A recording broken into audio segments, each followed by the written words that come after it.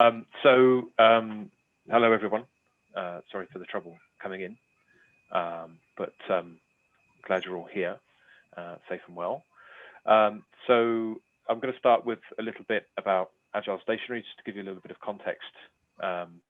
We are a family business that was started, we've been trading a few years now. It started as a hobby business and grew in terms of the number of products and the amount of interest and the amount of time that we dedicate to it. We started off literally making stationery, and remember those physical boards that we used to have when we shared physical spaces. We were optimizing those for clarity and legibility and optimizing them as information radiators.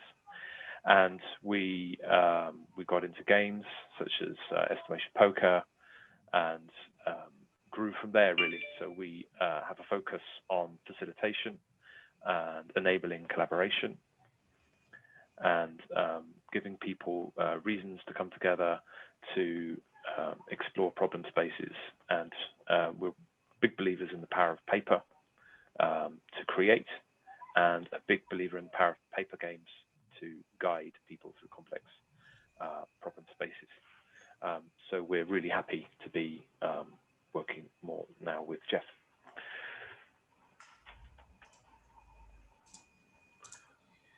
Fantastic, thank you, Simon. So yes, Geoff, thank you for coming to this workshop. A little bit about you. So Geoff is an enterprise coach with interests in agile, product management, psychotherapy, and business psychology. He was also the UK's first certified Scrum trainer, and helped to co-create Organic Agility, which is a framework to help organizations evolve a more resilient state. He's the author of many books, a few of them to mention: Scrum, Product Team, and Pun Mastery, as well as Coach's Casebook with Kim Morgan, which focuses on common personality traits that coaches encounter. So we're very pleased that Geoff is here to talk about two of his exercises, which looks at discovering your core values and exploring persuasion techniques. We welcome Geoff to talk us through these techniques that he's created. So Geoff, welcome, and look forward to this session with you. Thank you very much. It's good to be here. Excuse my slightly husky voice. I've been slightly out of my comfort zone today, in that I've been talking a lot more than I've been listening. Normally my day is spent a lot more listening than talking, but I've been talking a lot today. So yes, I'm sure it'll hold up. But I'm going to go through the slightly painful process of, can I share my screen? Can you see my screen? And everything like that. So does that look okay? You can see a slide? You see a picture of a dog? Okay, cool. Right, then that wasn't too painful. Yeah. So to piggyback onto what Simon was saying, I'm also a big fan of collaboration. I'm a big fan of exercises, tools, games, anything that can kind of abstract, supplement, complement, visualize what we're doing, and introduce an element of tactile and interactive formats. So as well as writing, excuse me, like Davika said, I'm also spent a lot of time creating different things that try and help different people, from Scrum Masters to product owners to developers to team leaders to organizational leaders, in various things. Basically, whenever I try and have a bit of downtime, my brain runs a little bit wild and I come up with a stupid idea, and I ended up turning it into some kind of product. So I've got all sorts of different physical decks which I enjoy playing with, and even turn them into digital versions, because we're not all as physically co-located as we used to be and would like to be. But I'm here predominantly to talk to you about two of these physical decks of cards that I use with people and give to people to try and help them with a couple of pretty common and important but sensitive and potentially even controversial aspects of their work, regardless of their role.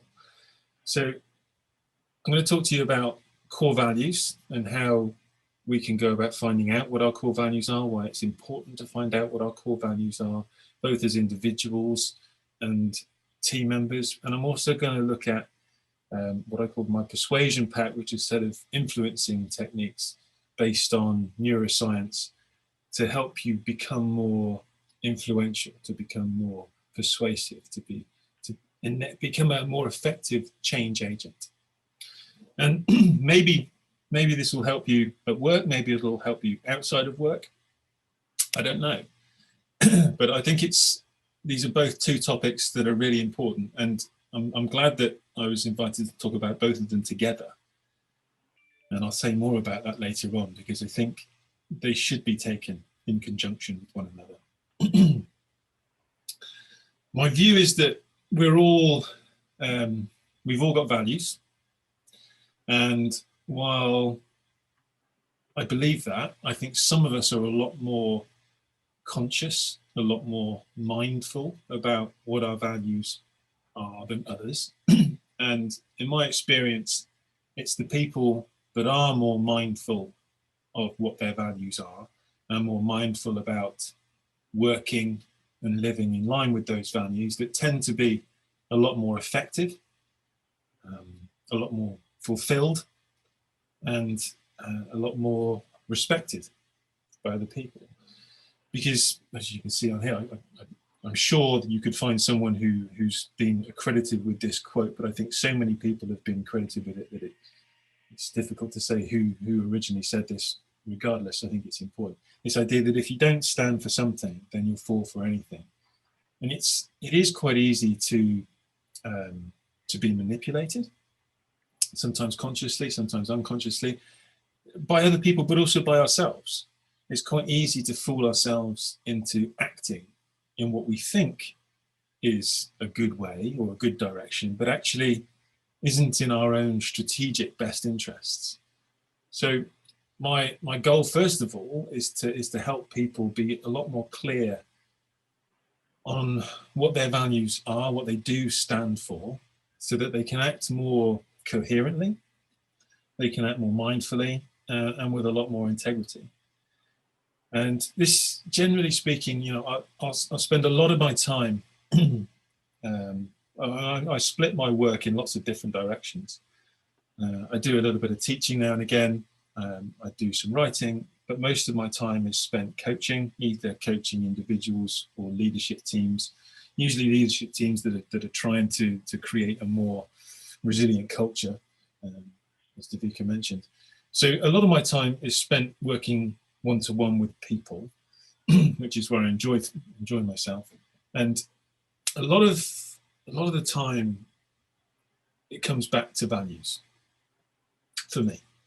Now, it could just be the lens that I'm looking in or looking through, but we're operating, most of us at least on this call, are probably operating in what the consultants would call a VUCA world, something that's highly complex, fast-changing, volatile, ambiguous, where we can't really rely on standardizing best practices. So when we need to figure out what to do, we can't rely on a do this, do this, do this. We can't tell people in this situation, you should do this, you should do this, you should do this. So if we're going to try and create any kind of coherence while enabling and allowing greater autonomy, we need to be relying on values and principles to guide our decision-making process on a case-by-case basis. And in my coaching, certainly at the individual level, I do come across a lot of people who are answering yes to a lot of these questions. They are feeling unfulfilled, or they're not quite sure why, but they do have a certain level of frustration or resentment with their colleagues or themselves. They regret some of the actions they've been taking, or the action that they haven't been taking. Perhaps they get overwhelmed because they're taking on too much, or they're struggling to know what to focus on because they've got so much that they could be focusing on. Everything seems to be important. And they'll often complain of being easily taken off track and distracted and feeling dominated by other people. One of the first things I'll do when coaching these people is to try and get a better understanding of what their values are, not for my benefit, although it is quite interesting, I have to admit. And it can also be quite useful information for our coaching relationship going forward. But it's more important for those people that I'm coaching to be able to understand themselves better. And once they do that, they can then use the values that they're more aware of now as sort of guiding principles, if you like, for making these decisions on a contextual basis while they're navigating these complex and ever-changing environments and making really important decisions, not just at a tactical level, but strategic level around their projects, their jobs, their careers, their lives. And it seems quite fundamental, but very important and quite sensitive. So this deck of values cards that I created, obviously, I mean, I've got 50 in this deck, right? And they've all got a picture, a cool picture that I found, lovely colors and everything. And with 50, you know, it's quite a lot, but it's still not exhaustive. So there's some blank ones in there where you can create your own. And if we were all in a room together, you know, we might play with all 50, but still that's quite a lot. But what I would ask them to do is go through that deck of cards one at a time and just let that value speak to them. So you and I may look at, for example, community, and that could mean something very different to me or you. I'm not going to describe it. The point of it is not for me to describe what community means. It's trying to get some resonance with whoever is going through the exercise. And I challenged them. Let's see if I can get this to work. Trying to put a little bit of multimedia into my presentations these days. So it's a difficult exercise. On the face of it, it seems quite important. It seems quite easy to just prioritize them. But they will be taking those 50 cards and separating them into a pile of more important to me or less important to me. Seems quite easy, but it's quite difficult because all of those values are potentially positive. And as any of you who've worked in an Agile team will find probably quite common, prioritization is not an easy skill. Not something that we find a lot of people who are highly skilled. It's quite ruthless. You have to be quite ruthless. And once they've done that, they've created two piles. These are more important to me. These are slightly less important to me. They'll be asked them to do it again until maybe even again, and maybe even again, until they're down to just six that are really important to them. Harder than it looks. But once we've got that, we can then, hopefully, we can then start using them. Right, we're going to have a little go at this. Obviously, I don't have all 50 cards on the screen here. That would be impractical. Now, I don't have the opportunity to give you all 50 cards in your hand right now. So I'm going to have to improvise a little bit. We're going to try this on a slightly scaled down version. So there are 10 on the screen. Now, I said normally with a set of 50, I'd ask you to pick 6. I'm going to ask you to pick 3. Your top 3 from these 10. I'm not going to ask anybody to tell me what they are. Okay, you won't have to share this with anybody else, but you've got a couple of minutes to just think about which of these 10 are most important to me, to who I am, to who I want to be. When I'm at my best, this is a part of who I am. These are core values to me. 3, you're only allowed 3. Couple of minutes. If I was in any way good with technology, I would be playing some nice little game show music during this little interlude. Or telling you some funny little anecdotes just to while away the time while you're looking at these pictures of a person standing on top of a mountain or hitting a bullseye, or one of those strange, weird physical embraces from years gone by when we were allowed to make contact with one another. Or looking at a little desert island where you could just while away a little bit of peace and quiet, a little bit of me time. Maybe you're drawn towards the paintbrushes, the creative aspect. Look at me again. I'm going to pick just 3. Sometimes people like to play them off against each other. They'll pair them up and pick a winner that goes through to the next round. Some people like to eliminate the least favorite first. There's no right way. There's no wrong way. As long as you're happy with them yourself. Okay, I've got no way of knowing whether any of you are doing this or not. I've not known whether any of some people are putting them in the chat view. Yeah. Oh, there's people in the chat, is there? Okay, I should be. I haven't got that. Let me have a quick look at the chat. Okay. I don't want to ruin things. I'll break something if I play with it. Okay, so I'm going to assume you've done that. Now, once I've done this with the people that I'm coaching, this could be an individual, this could be a team. I'm going to come back to that in a minute. Once I've done that, I'll ask them to try and solidify that a little bit more. What I mean by that is I'll ask them to think of a real example, a real story from recent past where they've actually illustrated those values in practice. It may well be that they need a separate story for each of their 6 values. It may well be they've got a couple of stories where they've incorporated all 6 of them, whatever it is, but they want a couple of stories where they can say, and here is an example of where I put this value into practice. And they'll just repeat that to themselves and they'll capture it. Maybe they'll repeat it to me, so I've got a bit of an insight into them. After that, we might then reflect on, so how well do you think you're living these values right now? How happy are you with the level of inclusion and sort of walking the talk, if you like, with regards to your values? You are, for each of them. And that could be in different circumstances. So, for example, if one of my values was creativity, I may feel that actually at work, I'm not being quite creative at the moment. It's relatively low. But outside of work, you know, I'm learning a new musical instrument. I've been dabbling with some new doodling apps on my tablet.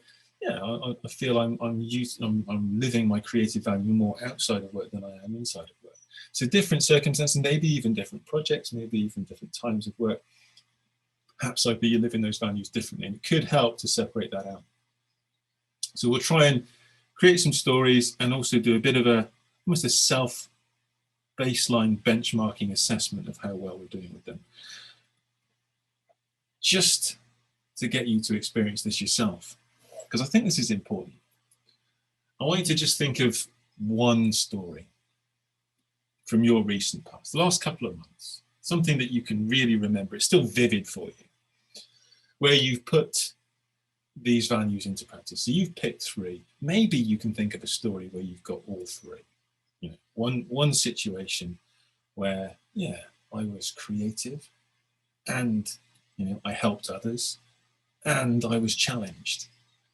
Okay, maybe there's one. If you can, just go through your head the little bullet points of that story. What happened? Who was involved? How did it come about? How did you feel while you were going? What was the situation? How did you get through it? What was the resolution? Just solidify that story in your head as a sort of benchmark of when you were at your best, when you're putting those values into practice. If you can't get all 3, don't worry. Just pick a story where one of them or 2 of them are involved.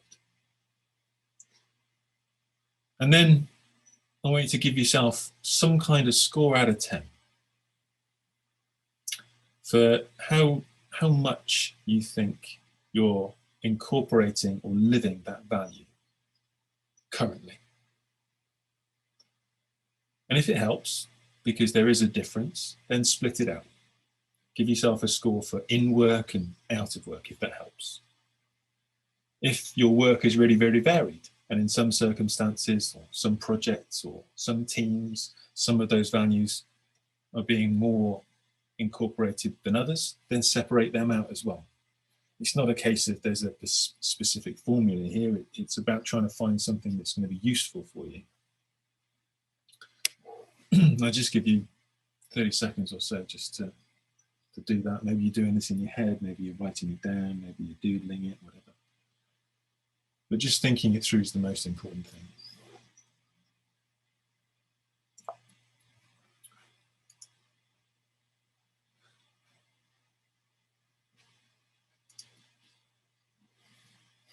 Once we've done that, we can then start thinking, how can we be more proactive in this?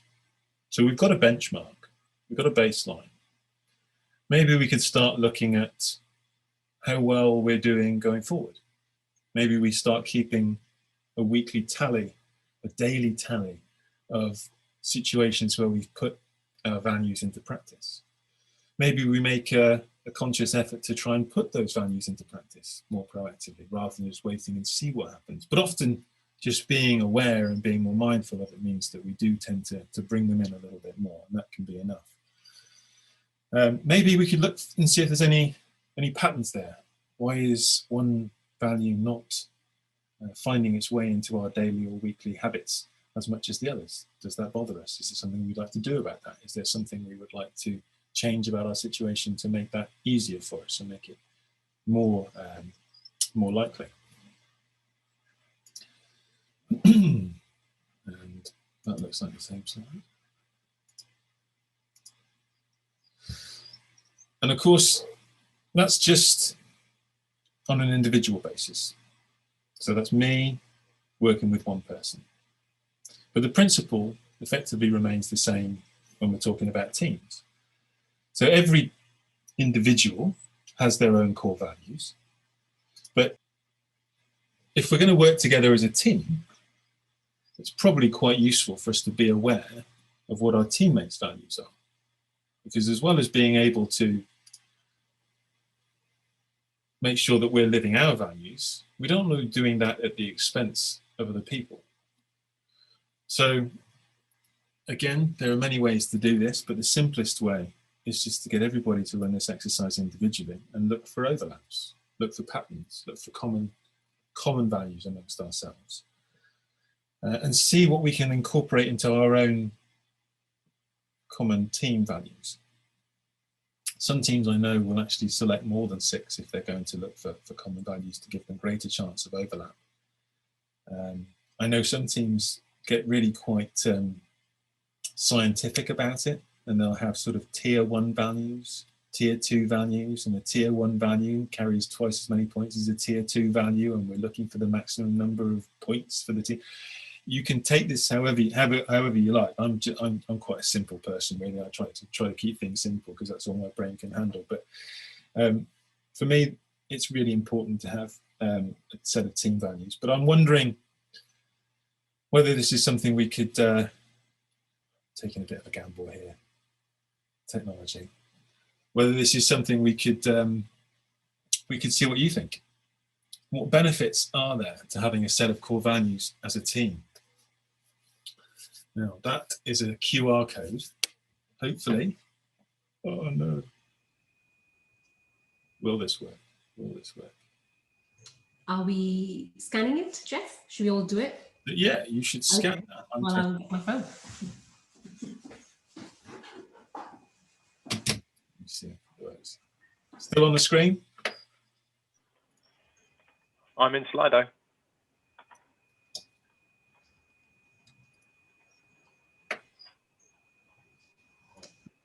So, what do you see when you do that code? Oh, what benefits are there to having a set of core values as a team? Type your answer. Brilliant. So let's see what people come up with. What benefits are there to having a set of core values as a team? And,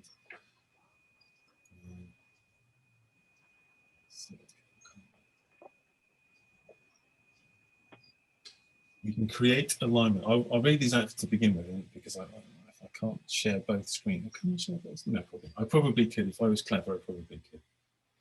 Togetherness. We can learn more about each other. The team will know what makes people tick.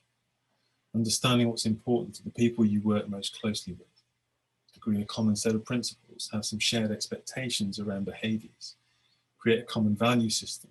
We can discuss and reflect on values. We can act more as a team, have better collaboration.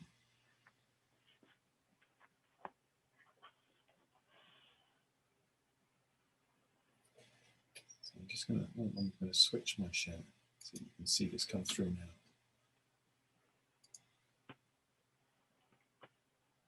Did you want audience members to type in their answer to the question? Yeah, I think they are. So I'm just going to try and share this one here so you can see them coming through. Can you see them? It's very small, but we can see something. A couple of people, including me, seem to put it into the Q&A section rather than poll. No worries. No worries. I like it. So I'm pleased with that for me. I took a bit of a gamble trying to incorporate 2 bits of technology. So what benefits are there? Yeah, of course, so for me, one thing I see very infrequently is actually teams doing this. I don't see teams having that conversation about what do we value individually, what do we value as a team. And because, for me at least, teamwork is such a big thing for organizations that are trying to cope, not just cope, but thrive in a complex environment. It's fundamental to actually getting past a working group, to be at least appreciative and aware, if not actively working towards your teammates' values. I'm going to ask you now if there are any particular questions that would be worth covering before we move on to Persuasion Pack.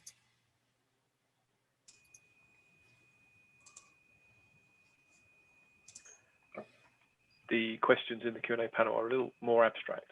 Okay. Very relevant to that. Anything in the chat?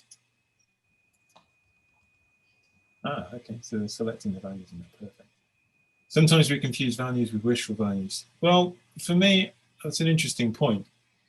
I think these values, there's nothing wrong with them being wishful values. I think having an ideal view of what we want to be is a good thing.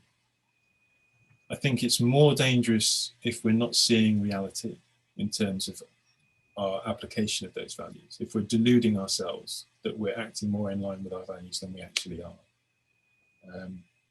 But that's another benefit of being part of a team, is that we can have that conversation, we can share our perspectives, we can feedback to one another on that.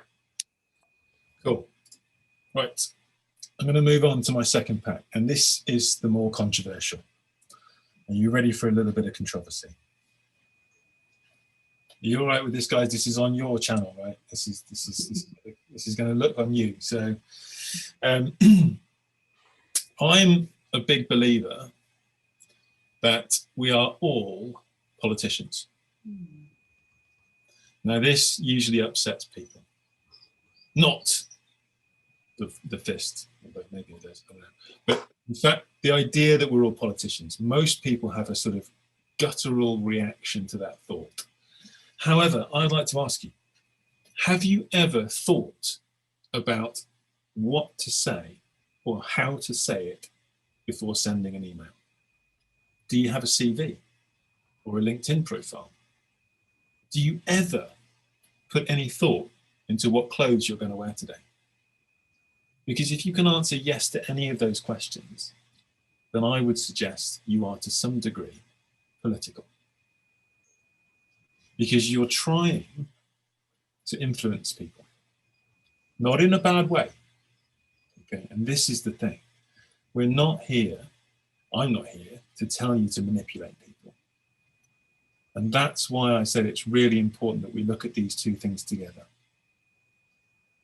Because influencing is something that we're all doing every day. We're trying to persuade people all day, every day. But if we have a strong set of core values, then we can be confident that we're doing that with integrity. Now, one of the reasons I don't think we engage with this mindfully is because we have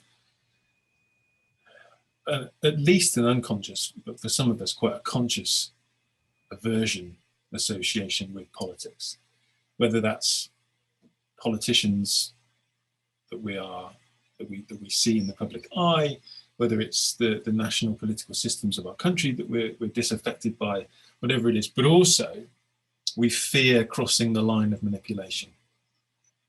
But when I'm coaching people in an agile context, from a servant leadership perspective, good servant leaders don't worry about crossing that line. They don't fear, or they don't need to fear crossing that line. I think, just as an example, a Scrum Master was defined as a servant leader. I think it's a much bigger part of agile organizational leadership now than just Scrum Masters. I think the principle of enabling leadership is much bigger than a Scrum Master. But part of their role is to make change happen. I think part of a product owner's role is to make organizational change happen. I think the biggest part of a traditional leader's role now is to make cultural change happen on a consistent, continual basis. Procedural changes, habitual changes, whatever, any kind of change takes effort and it takes skill. And I think influence and persuasion are fine. I don't think manipulation is fine. I think one of the things that I like to start with people when it comes to talking about influence is bringing up the topic of politics and asking them how they feel about the idea of being a politician, about being involved in organizational politics, and just basically teasing out from them what they associate with the words. I think there's a more helpful, a more positive, a more constructive definition of organizational politics. Something that we actually need to be more mindful and conscious of in order to make change happen. And not just happen, but happen quickly. So looking at the greater good of the company, and which is, again, at the risk of repeating myself, really, really important to know what our values are, to know what we stand for, so we know where that line is. I think almost all of you in this webinar today will have the need at some point to persuade somebody to back an idea of yours, or you will want to or need to change someone's mind about something, or you'll want to make something different happen.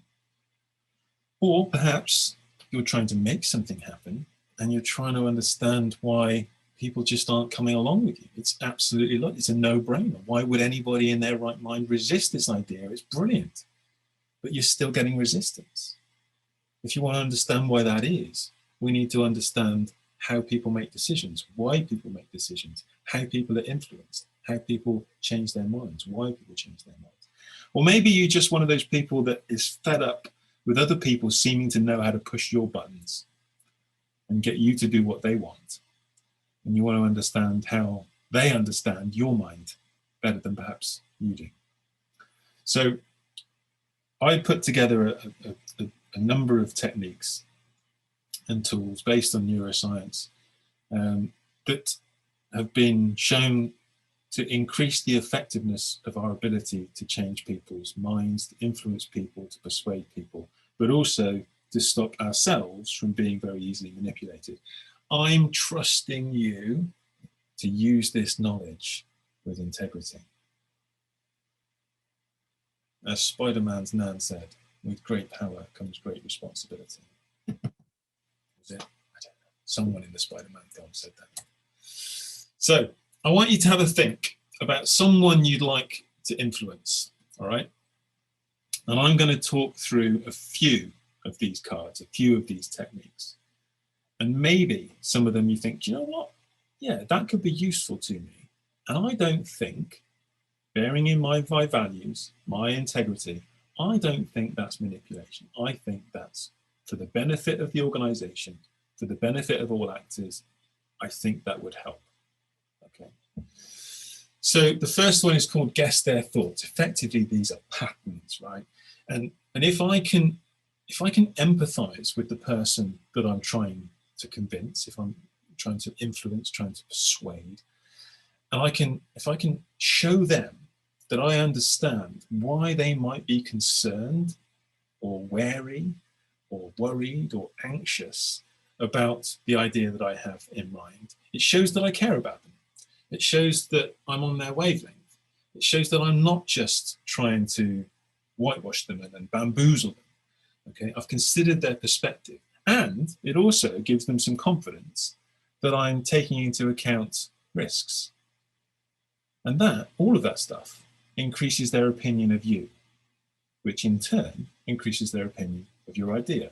Now, they're still free to reject it, but it gives them a more rounded, more positive view of the situation.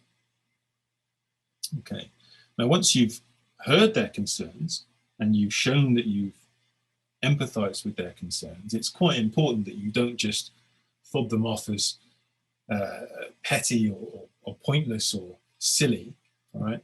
But if we've got some empathy with them and we've got a plan for how to tackle them, things might become a little bit easier. So that's one, guess their thoughts. The second one, identity alignment. Now, what this means is basically tying your idea to what they value, the kind of person they would like to be, what we know about them as a person.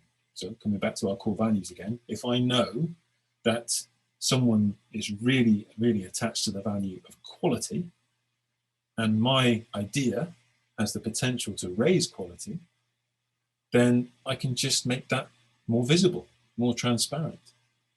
Again, you have to make the decision as to whether that's influence is okay or not.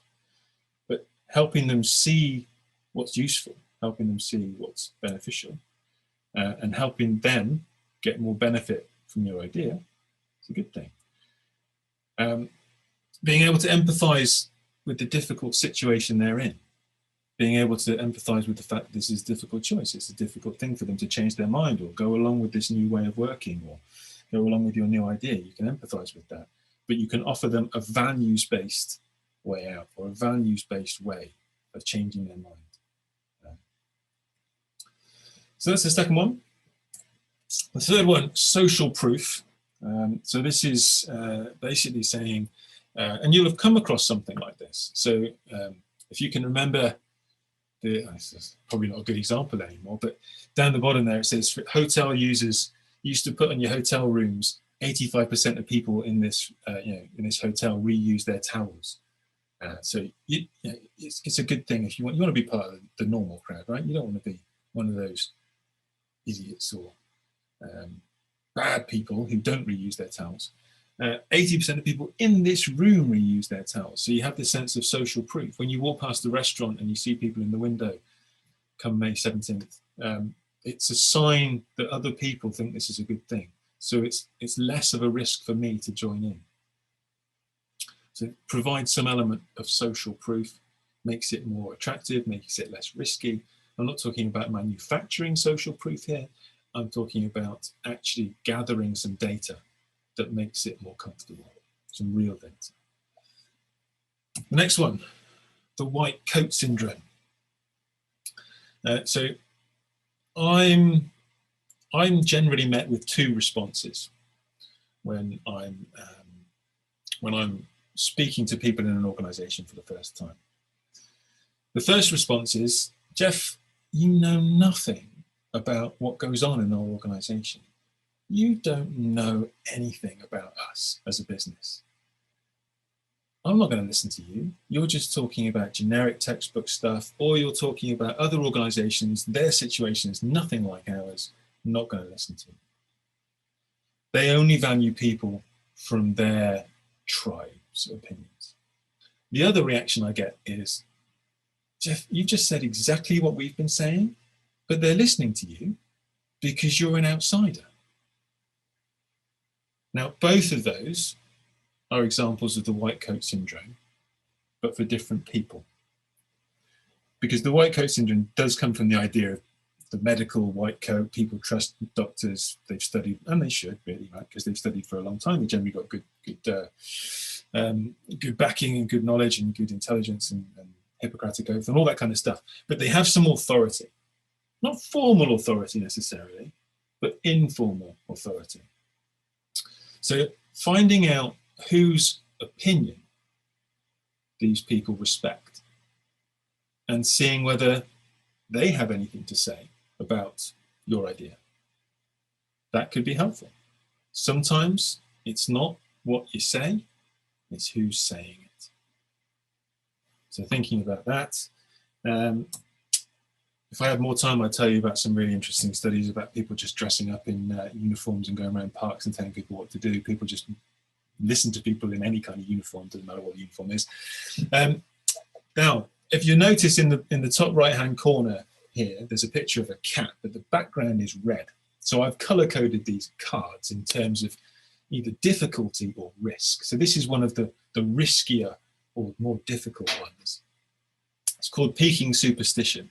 Now, I've always been brought up that it's bad luck to be superstitious, but I do know a lot of people that are superstitious and actually let superstitions influence their beliefs. This is one of those risky ones because this is quite close to the line for many people. But we could make use of people's superstitions to help them make a more beneficial decision for them if they are influenced by superstitions. And I said down the bottom there, when you couple that with the principle of identity alignment, maybe it become even more powerful. So is there something to do with patterns? We tend to see patterns, we tend to see clusters, we tend to draw connections when there aren't any. We want to explain the unexplainable, and sometimes a superstition is an easy way to do that. Cool. So those are your 5. And I want you to think about someone you'd like to influence. And I want you to pick one of those cards and think, how could I use this pattern to help me be more influential with that person while fitting with my values? Okay. Again, I'm not going to ask anybody to read theirs out, but if anybody does want to share in the chat, you're more than welcome. Just 30 to 60 seconds while I have a quick look through the chat window, the Q&A window.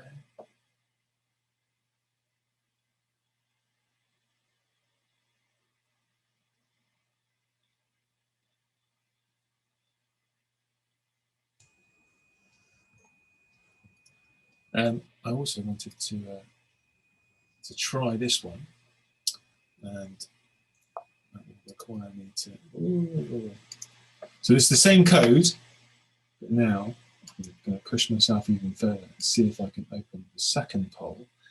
So if you go back to that same Slido, the question now should be, what are the benefits to the organization, not just to you as an individual, if you were to become more influential and persuasive?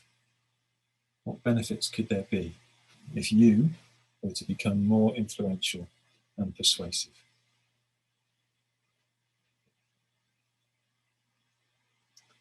See what we come up with. First of all, can anybody confirm that they can see that question? Brilliant.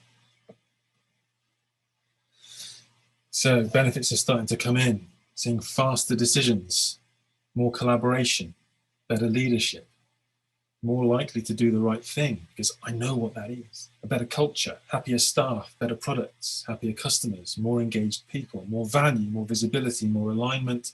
Work would get done quicker, more propensity for experimentation and learning, more cohesiveness, easier to be heard.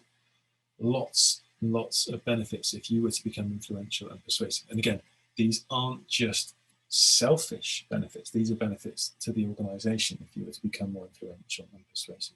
Assuming I was doing it in a productive way, I'd like to think we would see higher performing teams, Yes, we can influence the situation, we can influence people in a more ethical way.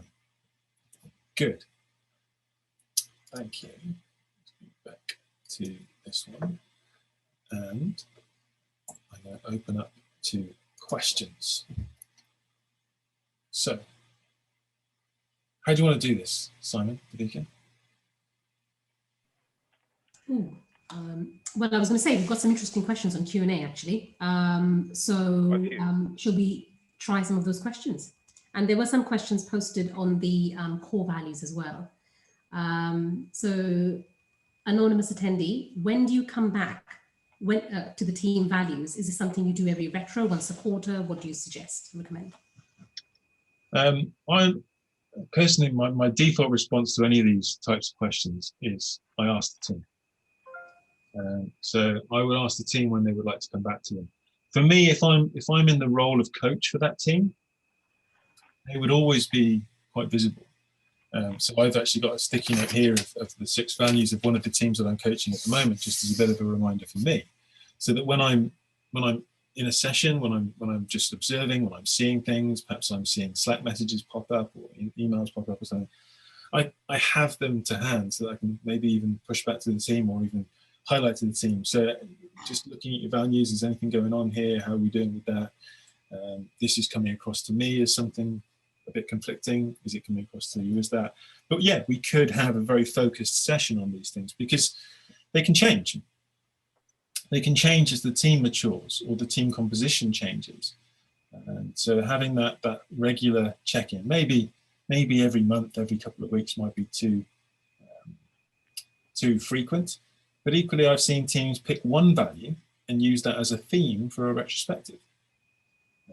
For example, creativity. They'll use that as a theme for a retrospective, or they'll have it as part of their sort of monthly theme as well as their sprint goal. They might have creativity as their focus, or challenge as their focus. That's how are we going to incorporate more of this particular value over this period of time. There was an exercise. Go on, Devika. Oh no, I was going to actually carry on because I've interrupted now, I suppose. But it's just interesting you mentioned team values, and then because when I think about team values, then one is you can aspire to have team values, and you can pick, as you said earlier, we pick creativity as a team value. And one is you can derive the team values by looking at individual values and then aggregating that information somehow and finding out what the common values are, and this is what your team is made of. So when you refer to team values, and when you talk about doing this exercise at a team level, do you mean pick your team values, or do you mean go and do this exercise individually and then we will derive our team values? So this using these deck of cards is one way that I've helped teams come up with their team values. The exercise that I described here. There are many other ways of helping a team come up with their core values.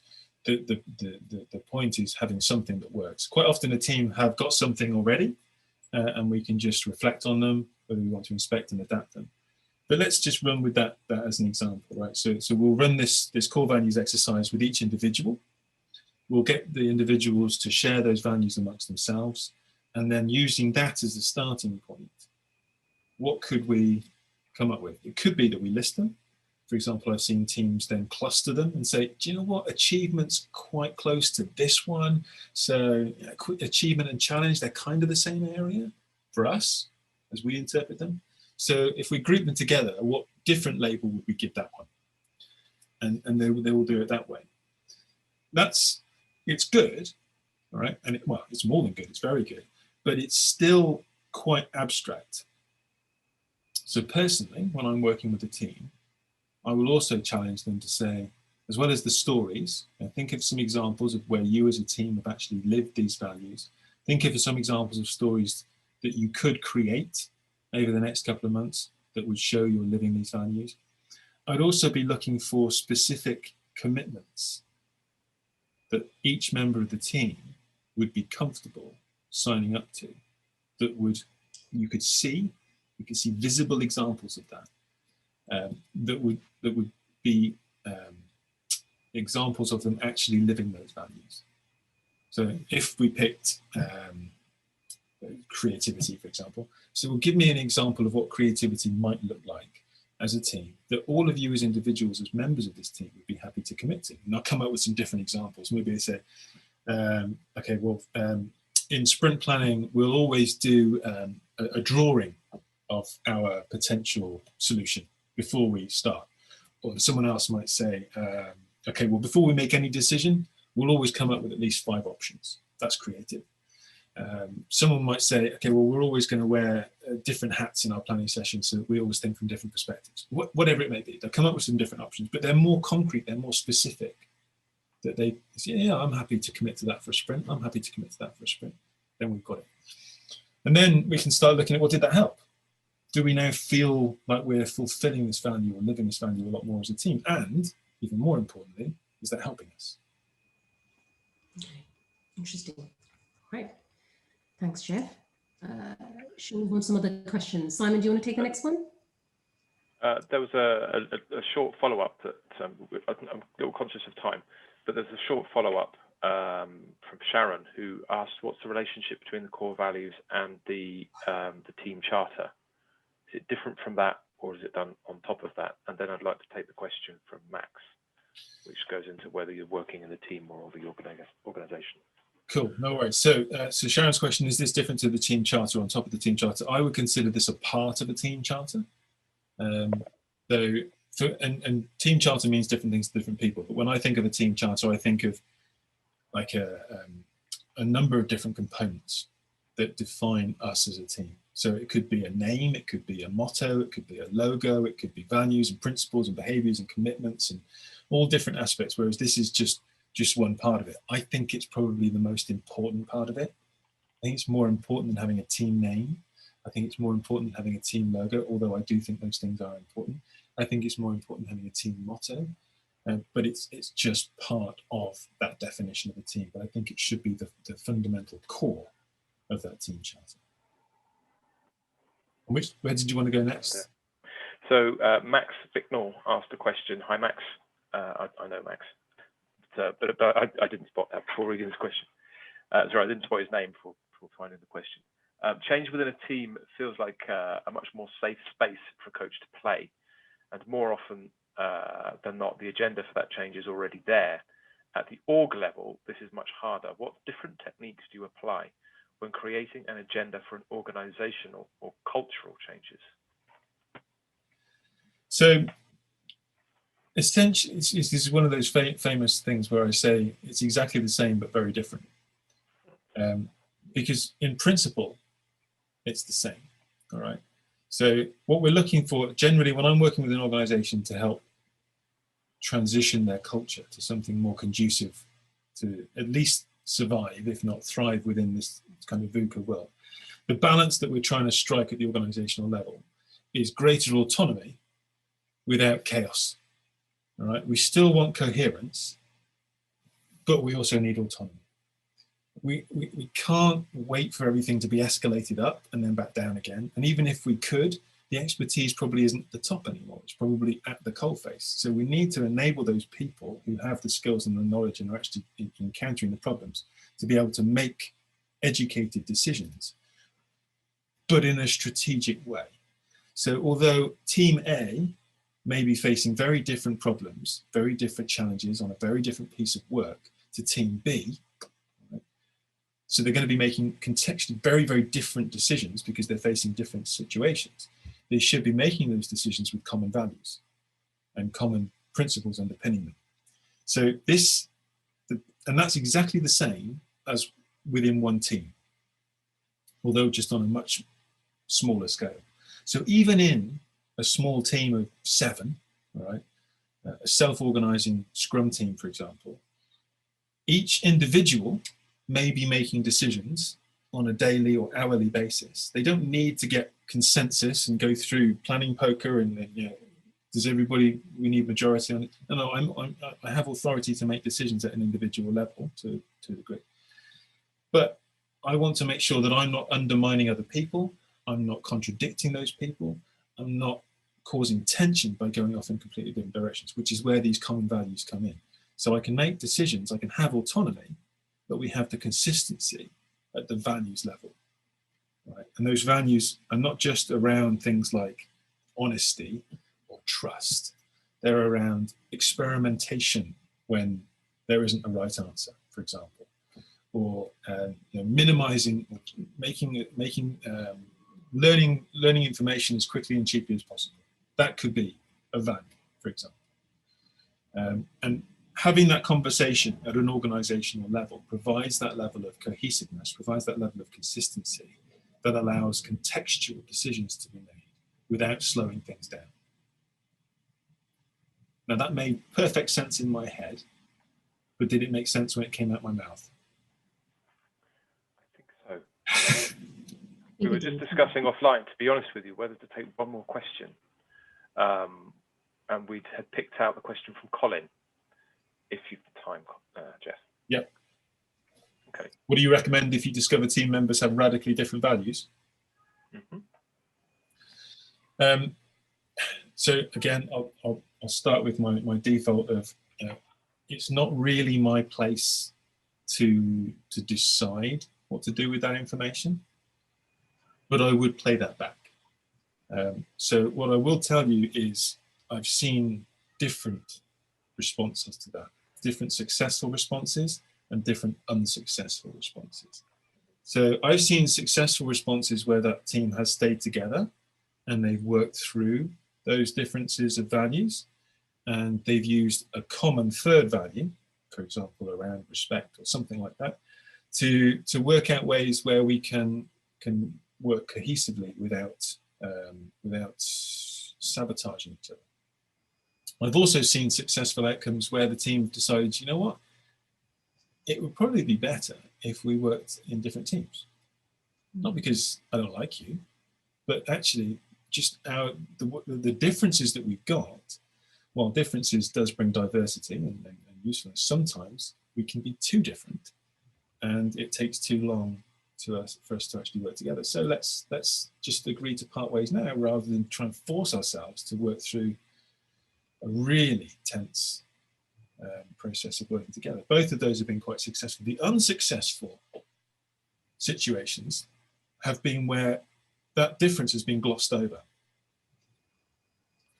So we try, that's an awkward conversation. Let's not have it. Let's pretend we didn't see that. Or let's rationalize it in a different way without actually dealing with it. It can be difficult. It can be something that we need some help with sometimes. It needs to be dealt with delicately and tactfully sometimes, but equally with a fair amount of adult level respect that we are all good people. We all want a positive outcome. And we just are different human beings. No one is meaning anything bad by this. Would you suggest these are used in interviews, Geoff, at the point of hiring? Or is that too much? Using them in interviews is that interviews are often a game. So they're not really a safe space because we have something quite substantial to lose.